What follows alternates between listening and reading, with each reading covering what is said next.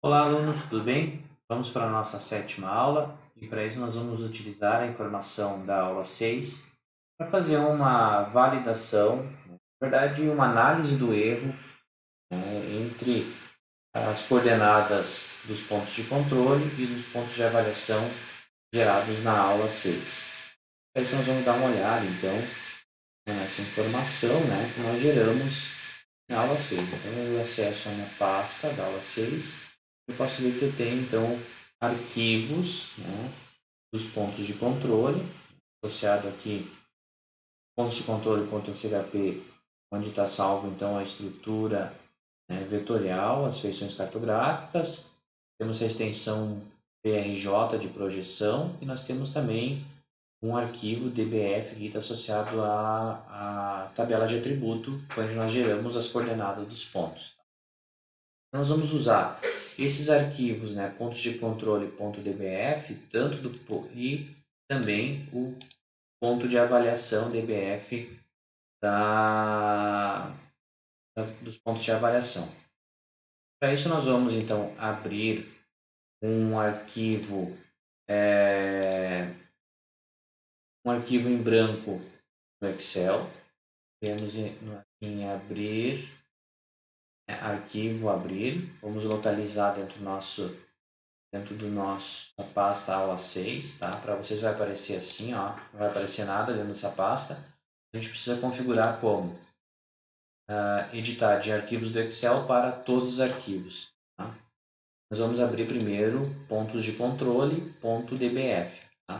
Vamos abrir, ele já nos mostra aqui a tabela de atributo desse shapefile. É o identificador, a variação x e a variação y e as coordenadas métricas. Tá? O que a gente pode fazer é colocar já uma ordem crescente. Tá? A gente vai fazer a expansão dessa seleção e coloca de 1 a 13, ordenando também as coordenadas. Tá? Outra coisa que nós precisamos configurar, essas células como se fossem números, e vamos utilizar então 3 casas decimais. Para dar continuidade, é o que vai adicionar uma nova aba. Vamos lá em abrir, arquivo, abrir, procurar, e agora a gente abriu pontos de controle, nós vamos abrir agora pontos de avaliação. Então ele também abriu, eu vou ordenar também numa ordem crescente, classificar, agora expandir a seleção, tá? E configurar as células como número e 3 casas decimais. Eu vou unir essas informações, então, tudo lá na mesma aba, criar, e encontro, então, o meu arquivo controle, outra aba, e vou colar aqui no ladinho. Tenho todas as coordenadas associado aos nossos dois shapefiles, Esse aqui é do controle, esse aqui da avaliação, tá? E vai colocar umas cores diferentes para nos ajudar na nossa forma de visualização. O que a gente vai fazer? A gente vai ver um gráfico de dispersão, A gente consegue enxergar a relação entre as coordenadas. Primeiro nós vamos fazer a avaliação, somente das coordenadas em x, essa coluna, essa coluna B com essa coluna E, e depois a gente vai avaliar as coordenadas métricas da variação vertical com a variação vertical também y da avaliação. Então, vai comparar B com E C com F. Uma das primeiras formas que a gente pode fazer essa avaliação é inserir um gráfico. O gráfico vai ser um gráfico de dispersão. Ele já está marcado, como eu vou ter que excluir isso aqui. Tirar a seleção, inserir gráfico, daí me abre um gráfico em branco. Eu vou adicionar, selecionar dados, né? Vou adicionar as séries, tá? Em X, a gente sempre coloca a verdade terrestre, aquele valor que a gente confia, né? Que é a variável independente. Então, a gente pega nossos pontos de controle e nossas variáveis independentes. Nossa variável dependente, né? Que é as coordenadas da imagem, tá? Vão ser no eixo Y, no vertical. A gente pode ver, então, uma reta de regressão, né? Que é quase, né? É quase um ângulo de 45 graus, que é uma correlação perfeita. Por que isso acontece? Porque a gente tem uma grandeza, né, associada às coordenadas métricas. A gente não consegue enxergar muito bem os valores das diferenças do nosso erro, né? Vamos ver isso também para coordenadas que variam latitudinalmente. Tiro as duas coordenadas, dou um OK. Né? Eu também consigo ver aqui que existe uma variação, né, bem próximo do ângulo de 45 graus, uma correlação quase que perfeita. Eu não consigo ver uma grande diferença. Mas isso não significa que a gente não tenha um erro associado. A gente precisa de usar uma técnica de análise que seja coerente com a grandeza do nosso erro. Para isso, né, a gente vai abrir uma outra ferramenta, tá? E vai ser, vocês vão ter que habilitar como? Em arquivo, opções, tá? Dentro de opções, vocês vão ter suplemento.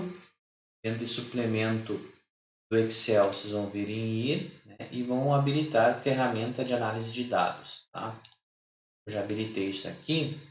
Aí aqui em dados eu vou ter um ícone chamado análise de dados. Então, primeiro usar uma análise de dados, tá? Das coordenadas em X. Então, aqui dentro dessa análise de dados aparece então os testes de relação, covariância, tá? O que me interessa é uma análise de regressão. Então, eu vou entrar sempre com a variável independente o x, tá? Nossa variável independente é o arquivo do nosso controle, tá? E em y, a da avaliação. Sempre manter essa estrutura. Nós vamos pedir também para mostrar um gráfico de resíduos, né? Vai usar um intervalo de confiança de 95% e ele vai sair nessa mesma pasta de trabalho. Tá? Dar um OK. Tá? Ele nos gerou os resultados. Tá? É um resultado da relação, né, entre coordenadas, vamos ter controle e dos nossos pontos de avaliação, tá? E ele fez esse plot dos resíduos, né? É a diferença. Você pode ver que a gente tem até 15 metros de diferença. Está falando no sentido longitudinal, esse aqui é um erro no sentido leste-oeste, né? Está variando em x, então é um erro de leste-oeste. Então, tem um erro para leste e aqui um erro para oeste. Então, você pode ver que todos os pontos têm um erro, né? A gente pode avaliar essa questão do resíduo. No primeiro momento, esses resíduos, né, do ponto 1 ao ponto 13, é a magnitude em metros. A unidade do resíduo ele é a mesma unidade dos nossos dados de entrada. Se são coordenadas métricas, o erro é em metros. Tá? Então, você pode ver que a gente tem erros, né, relativamente grandes, né, como 12, 14, né, 16, né, valores positivos e negativos, então erros para leste e oeste, e erros relativamente pequenos, como 0,25. Se a gente fizer não a média, tá? Se a gente for calcular a média desse erro, vai ver que ele chega muito próximo a zero. Tá? Faço aqui o cálculo da média, eu consigo ver que eu fico na casa dos decimais, né? Se eu fizer aqui uma configuração do número, né? Vou ver. Eu vou ter um valor bastante pequeno desse erro, né? Que é 0,00001, né? Mas não significa que eu não tenha erro. Por isso que a gente utiliza o valor do erro padrão, né? Eu tenho um erro padrão de 11 metros. E se eu verificar a média de todos os meus erros, né? Eu estou errando em média 11 metros. É isso que a legislação está avaliando, né? A legislação lá da precisão de exatidão cartográfica, ele fala em erro padrão. É esse cálculo de erro padrão que eu vou estar utilizando.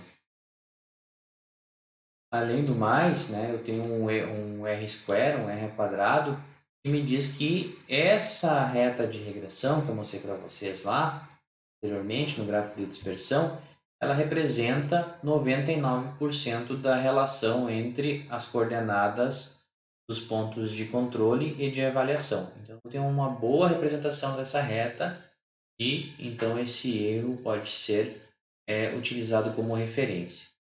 Okay?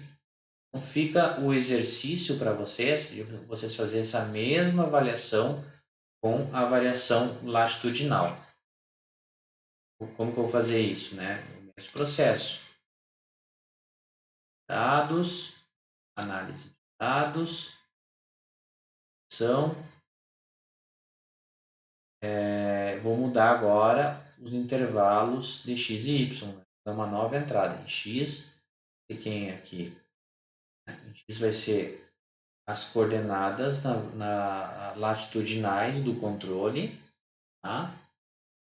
E no eixo y vai ser da avaliação, né, as coordenadas latitudinais. Então, eu também estou pedindo para plotar os resíduos, né, fazer uma nova pasta de trabalho, dou um OK e gero os novos dados. Tenho novos resultados e gostaria que vocês fizessem uma leitura desses resultados. Tá? Pode ver que a gente tem um erro pouco menor, né? O erro padrão é de 8 metros, mas permanece a representação, a representatividade da relação entre as variáveis. Aqui tem, então, a magnitude do nosso resíduo. Okay? Na próxima aula a gente segue com a interpretação disso. Tá? Ou na sequência a gente vai discutir que classe, né? Gostaria que vocês fizessem uma avaliação de que classe esse mapa pertenceria uma escala para representar a cidade do Rio Grande.